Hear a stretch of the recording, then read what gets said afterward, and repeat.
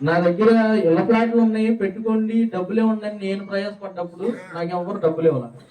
ఒకప్పుడు నేను నా దగ్గర ఆస్తి లేదు, అంతస్తు లేదు అనుకునే టైంలో డబ్బులు వచ్చినాయి.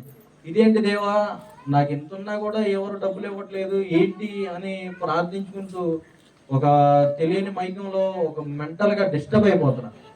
పిల్లల పేరు మీద ఏమన్నా చేయాలి, నేను ఏదైనా ఇన్సూరెన్స్ తీసుకోవాలి, ఆ తర్వాత నాకు వాళ్ళకి వచ్చే డబ్బులతో అన్న వాళ్ళు ఉంటారనే మైండ్లోకి వెళ్ళాను. ప్రార్థించుకొని దేవా ఏంటి నా గమ్యం, ఆస్తి కోసం అంతస్తుల కోసం ఉరుకులు పెడుతున్నానా, ఇది కాదు నా గమ్యం ఏంటి అనుకొని అప్పుడు నిరీక్షణ, ఎప్పుడైతే దేవుడి మీద నిరీక్షణ కలిగి ఉన్నానో ప్రార్థన చేసుకున్నాను.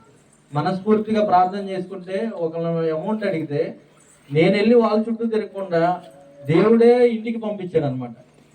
ఇంటికి తీసుకొచ్చి వాళ్ళు అయ్యా ఇంత ఉన్నాయి నా దగ్గర, నీకు ఇష్టం వచ్చినప్పుడు ఇవ్వు అని అన్నారు.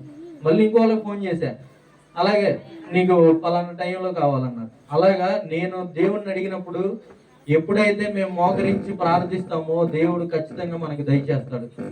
యవనస్తులు చాలా మంది ఇన్స్పిరేషన్ తీసుకొని లవ్ మ్యారేజ్ చేసుకుంటున్నారు, కానీ చాలా మంది నిలబడట్లా.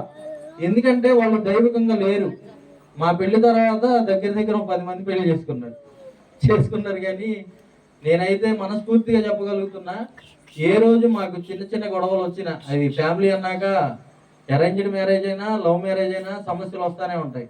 కానీ ప్రతి ఒక్క యవన బిడ్డ గుర్తుంచుకోవాల్సింది ఏంటంటే ఆ దేవుని యందు నిరీక్షణ కలిగి జీవించాలి అని ఎప్పుడైతే మనం తీర్మానం తీసుకుంటామో దేవుడే మనల్ని నడిపిస్తాడు.